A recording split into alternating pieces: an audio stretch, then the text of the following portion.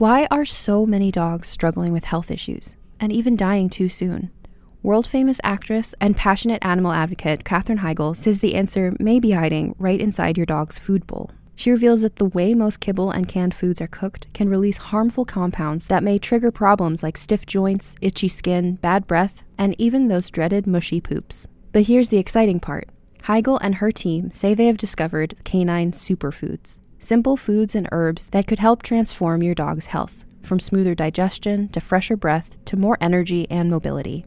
And she's sharing exactly what every dog owner needs to know in a free, short video. If your dog licks their paws, eats grass, has tummy troubles, or just isn't acting like they used to, you need to see this. Watch Katherine Heigl's free video now at undertowpet.com. That's undertowpet.com. Your dog's health will thank you.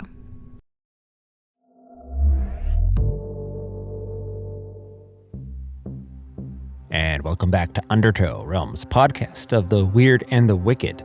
I'm your host, Fred Greenhalgh, here for a special Halloween treat, not trick, an original standalone radio play, The One Who Got Away.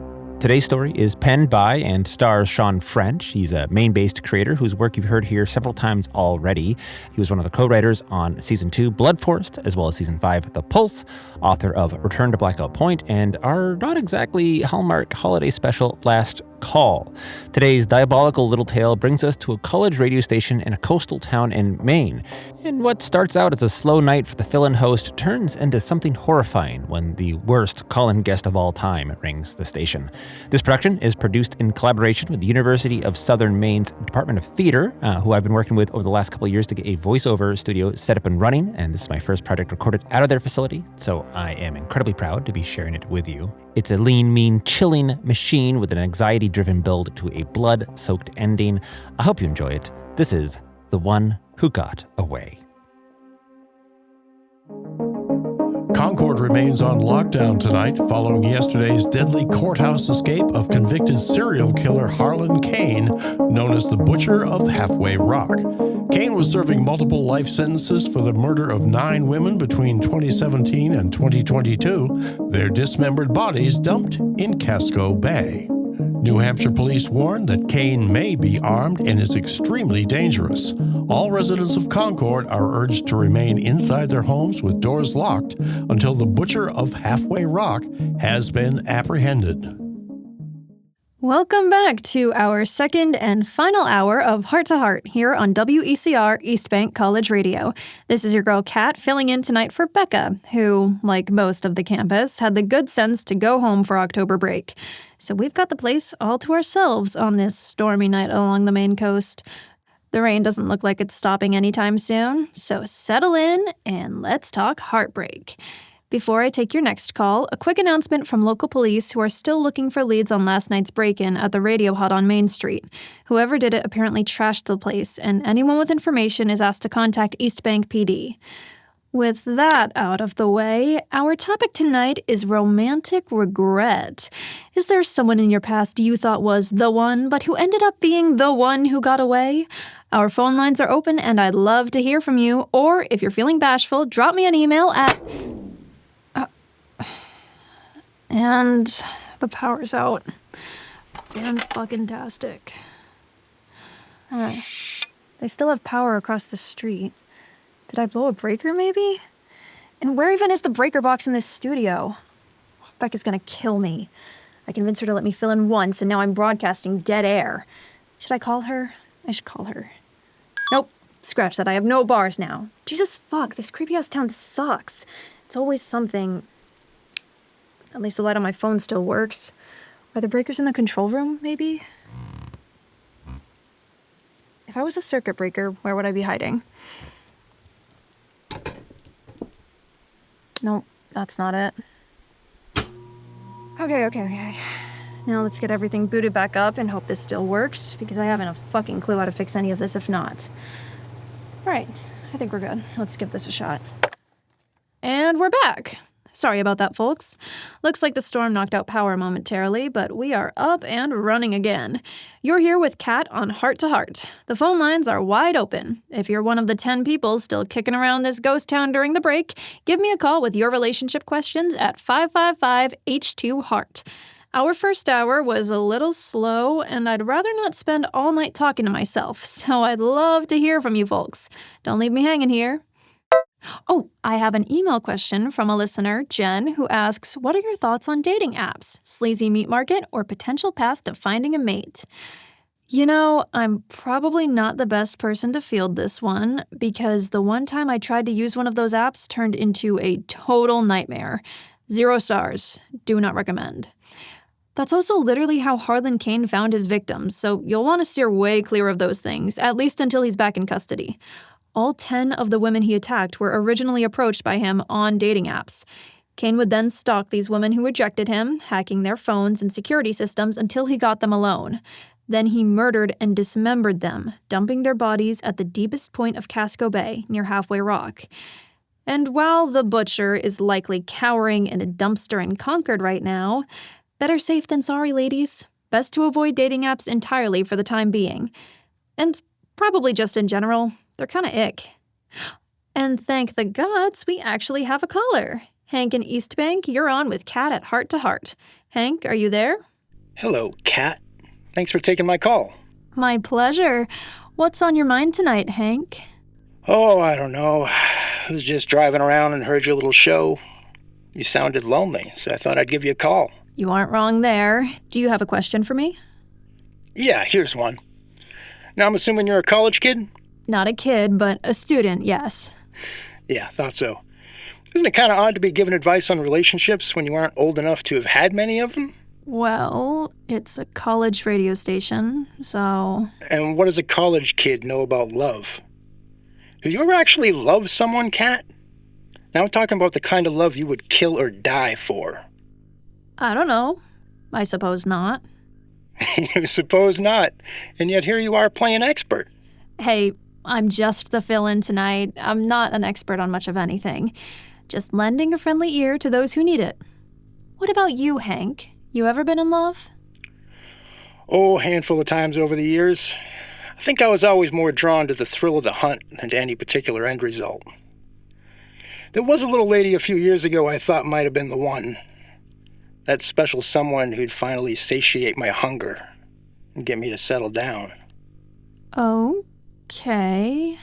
And what happened there? I screwed it all up. Let her get away before I could discover if she was something truly special. Been thinking about her a lot these past few years. How did things end between you? I mean, that's the thing, right? I never even got to say goodbye. I just come home one day and she's gone.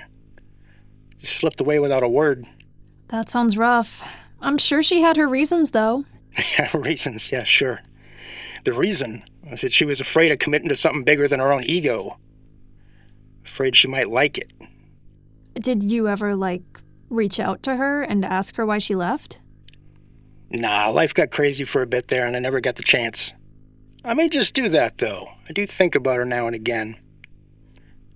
Do you believe in soulmates, Kat?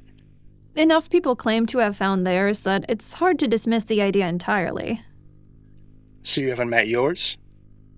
I'm kind of focused on school right now and don't really have the time or energy to date. Oh, you sound like you've been hurt before. Who hasn't? We all have baggage, it's just a matter of degree. Are you dating anyone currently? Why, are you asking me out? That's gonna be a big nope on that one. Just curious. Not seeing anyone. I think I still have my sights set on that pretty little thing from my past.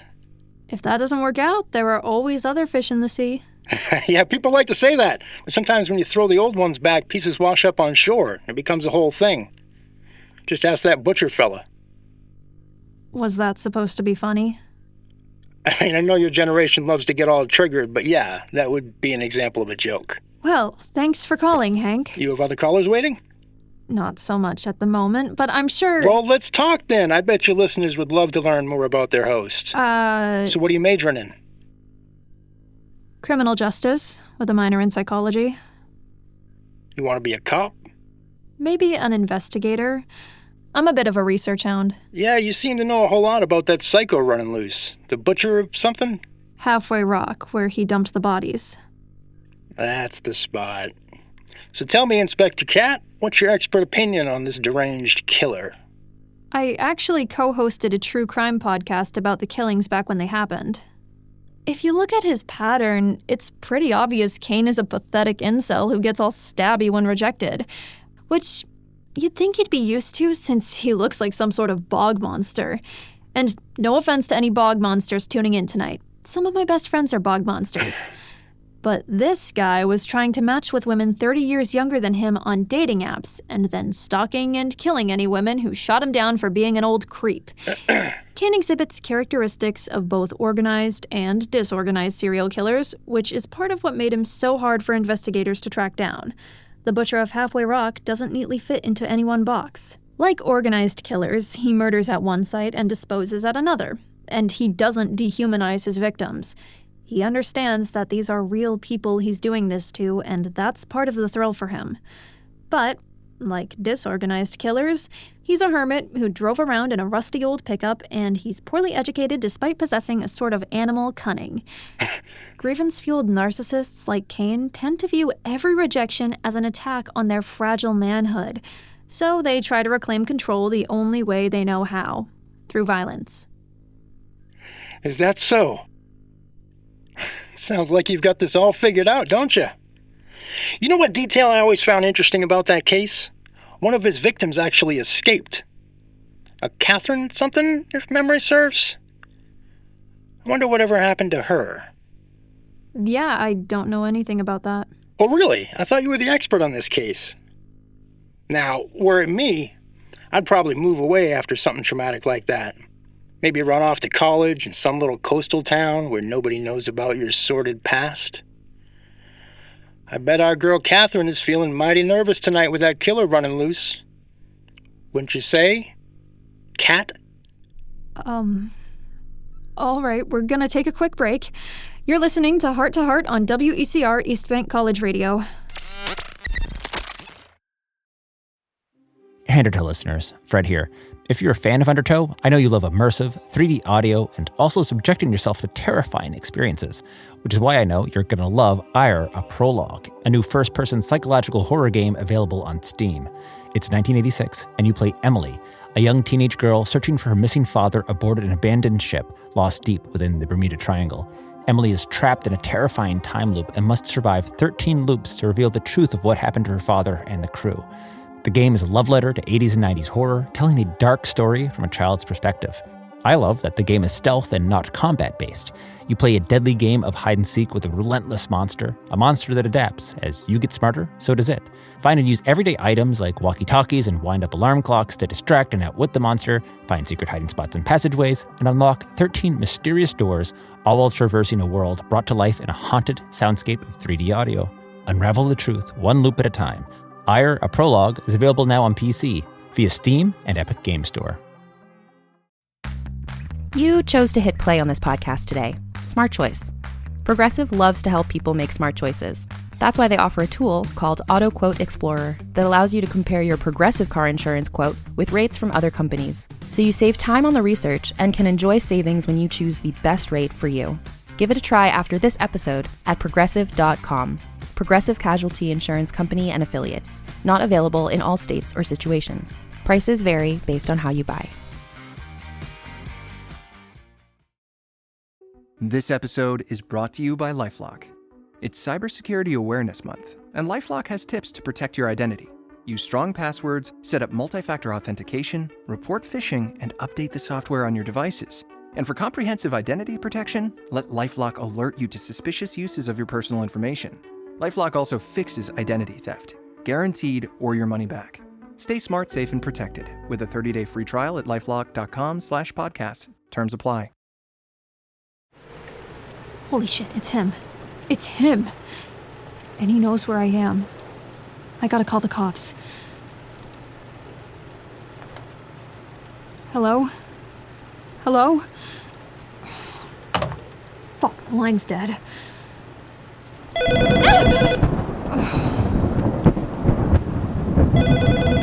Oh, this isn't possible. How could he?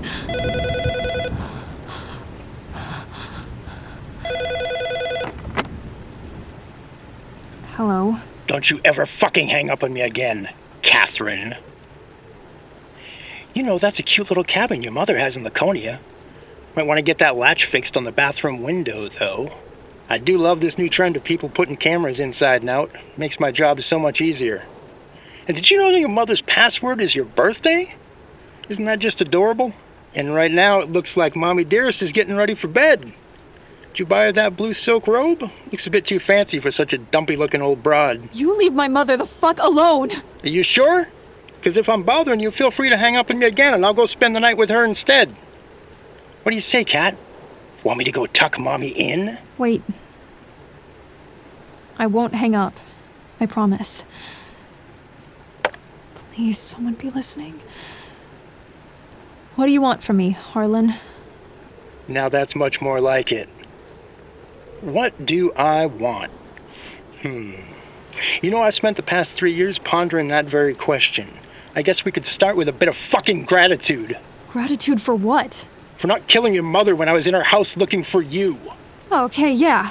Thank you for not hurting my mother when you broke into her house. Sincerely. I am gonna miss you when you're gone, Catherine. You don't have to do this. Well, that may have been true at one point, but after 3 years locked away like an animal with nothing to think about except the person who put me there, I'm afraid that ship has sailed, darling. Wait. You called to talk to me, right? So let's talk. Oh, I think the time for talking is just about Why done. did you kill those 9 women? 9? You offend me, kid.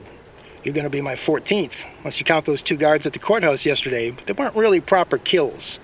What do you think, Kat? Should they go on my total or not? Where are the other 4 bodies? Oh, same spot, just deeper down. Took me a bit to get a feel for weighting the bags properly. Too much weight and you can tear right through the plastic. You know, sometimes less is more. You didn't answer my original question. Why did you kill those women? Oh, hard to say. You know, the first couple just kind of happened. Not sure I rightly know why. You know, a moment of passion and all that. And did killing those women satisfy your hunger? No, they just made it worse because they weren't worthy partners in the experience. Break too quick, scream too loud, beg too much. You give a woman everything, roof over her head, 3 meals a day, but are they grateful? No. Instead, it's the same thing every time.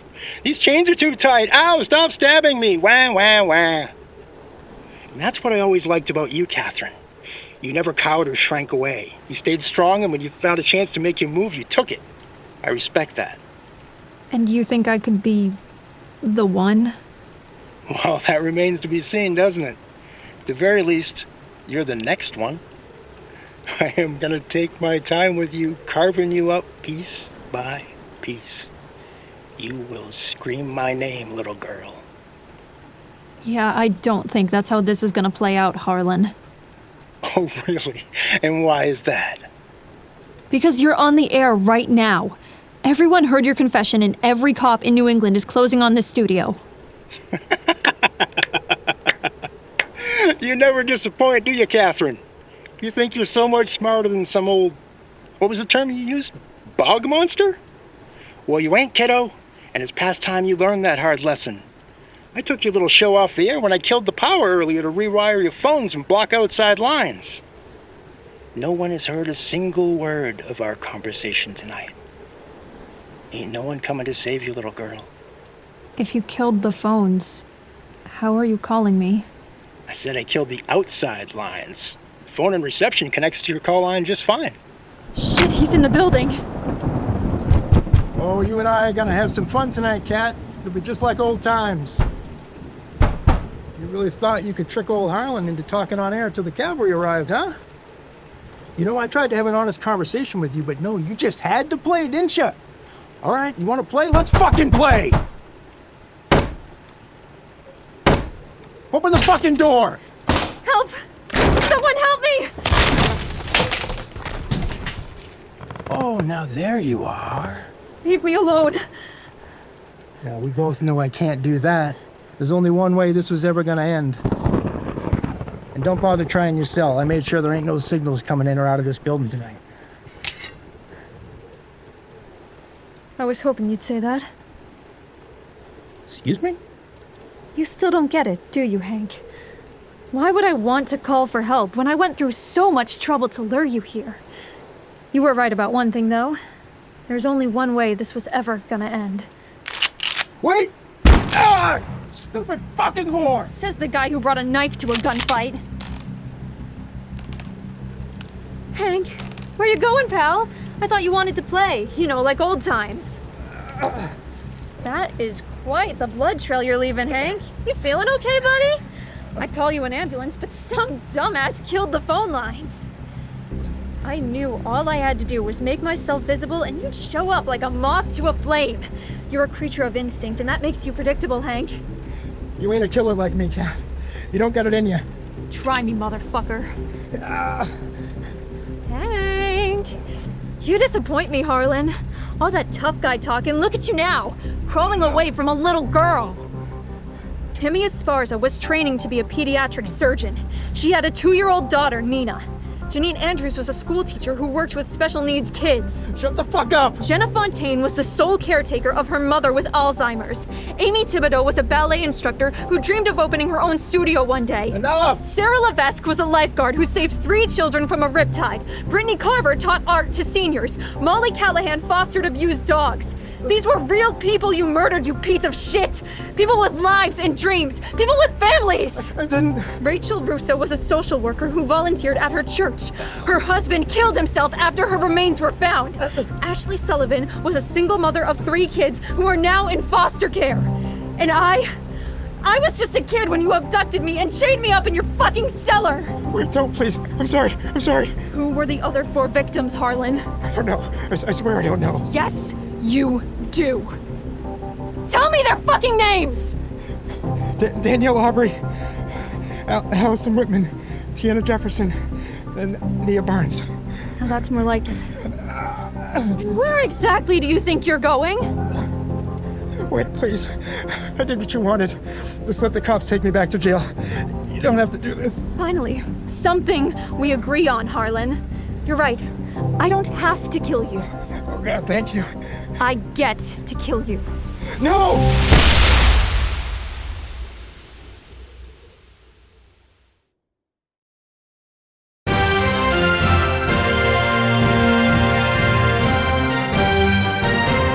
The manhunt is over. Concord police say the body of Harlan Kane was found early this morning wrapped in trash bags on the steps of the same Concord courthouse where he escaped 2 days ago. Authorities say Kane had been shot multiple times. Pinned to his body was a note with the names of 4 previously unknown victims that the butcher of Halfway Rock allegedly confessed to killing. At this hour, Coast Guard divers are searching the killer's dumping grounds in Casco Bay for additional bodies. Authorities say they have no leads on...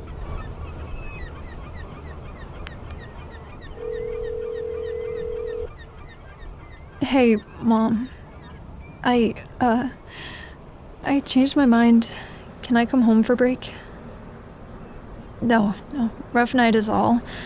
I'll explain when I get there. I just want to come home. No, really. I'm all right, Mom. For the first time in a very long time, I actually think things are gonna be okay. All right. I'll see you in a couple hours. I love you too.